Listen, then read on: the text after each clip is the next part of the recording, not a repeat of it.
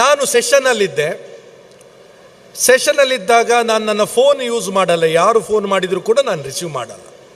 ನನ್ನ ಫೋನ್ ನಮ್ಮ ಮೆಂಟರ್ ಆಗಿರುವ ಗೋಪಾಲ್ ಸರ್ ಕೈಯಲ್ಲಿ ಕೊಟ್ಟು ನಾನಿಲ್ಲಿ ಬಂದಿದ್ದೆ.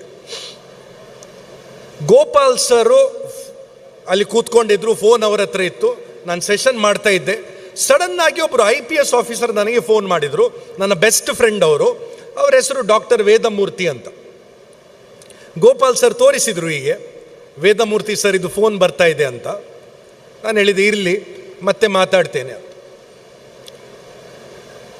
ಒಂದೇ ನಿಮಿಷದಲ್ಲಿ ನನಗೆ ಮಂಗಳೂರಿದು ಮಾಜಿ ಮಂತ್ರಿಗಳಾಗಿರುವ ಕೃಷ್ಣ ಪಾಲೆಮಾರ್ ಅವರ ಫೋನ್ ಬಂತು.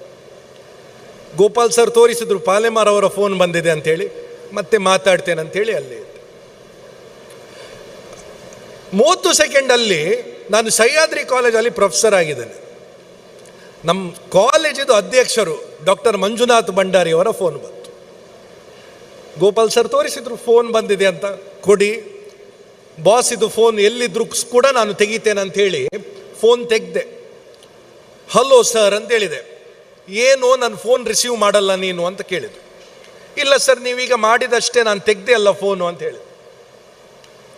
ಆಗ ವಾಯ್ಸಲ್ಲೇ ಗೊತ್ತಾಯ್ತು ನನಗೆ, ಇದು ಮಂಜುನಾಥ್ ಭಂಡಾರಿ ಸರ್ ಅಲ್ಲ, ಇದು ವೇದಮೂರ್ತಿ ಸರ್ ಅಂತ.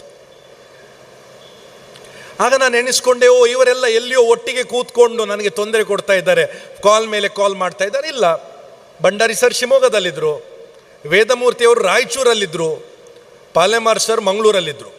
ಒಂದು ಸಾಫ್ಟ್ವೇರ್ ಇದೆ, ಆ ಸಾಫ್ಟ್ವೇರ್ ಹೆಸರು ನಾನು ಹೇಳಲ್ಲ. ಆ ಸಾಫ್ಟ್ವೇರ್ ನಾನು ಯೂಸ್ ಮಾಡಿದರೆ ನನ್ನ ಫೋನಲ್ಲಿ, ನಾನು ಎಲ್ರಿಗೂ ನಿಮ್ಮ ಪ್ರಿನ್ಸಿಪಲ್ ಹೆಸರಿಂದ ಕಾಲ್ ಮಾಡಲಿಕ್ಕಾಗತ್ತೆ, ಮೆಸೇಜು ಮಾಡಲಿಕ್ಕಾಗತ್ತೆ. ಈ ಸೈಬರ್ ಕ್ರಿಮಿನಲ್ಗಳಿಗೆ ಏನು ಮಾಡ್ತಾ ಇದ್ದಾರಂದ್ರೆ, ನಿಮ್ಮ ತಂದೆಯವರಿಗೆ ನಿಮ್ಮ ನಂಬರಿಂದ ಫೋನ್ ಮಾಡ್ತಾರೆ. ನಿಮ್ಮ ತಂದೆಯವರು ನಿಮ್ಮ ಹೆಸರನ್ನು, ಮಗ, ಏನು ಬೇಕಾದ್ರೆ ಅದು ಸೇವ್ ಮಾಡಿರ್ಬೋದು, ನನಗೆ ಗೊತ್ತಿಲ್ಲ.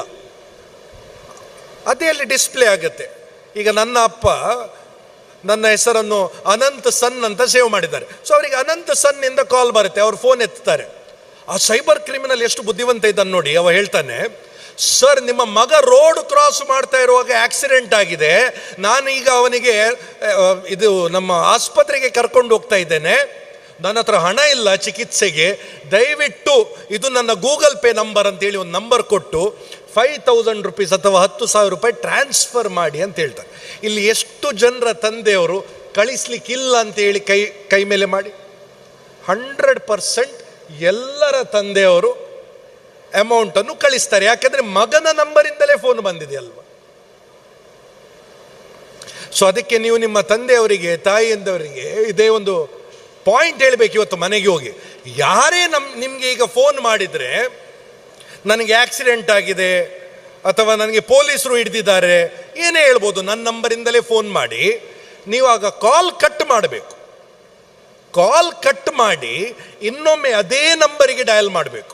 ಅವರು ಎಲ್ಲಿಯಾದರೂ ಆ ಸಾಫ್ಟ್ವೇರ್ ಯೂಸ್ ಮಾಡಿ ಡಯಲ್ ಮಾಡಿದರೆ ಅದು ಅವರಿಗೆ ಹೋಗಲ್ಲ, ಆ್ಯಕ್ಚುಯಲ್ ನಂಬರಿಗೆ ಕಾಲ್ ಹೋಗುತ್ತೆ.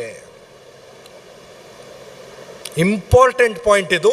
ಮಂಗಳೂರಲ್ಲಿ ಸಾಕಷ್ಟು ಜನರು ಈ ಸೈಬರ್ ಕ್ರೈಮಿಗೆ ಒಳಗಾಗಿದ್ದಾರೆ.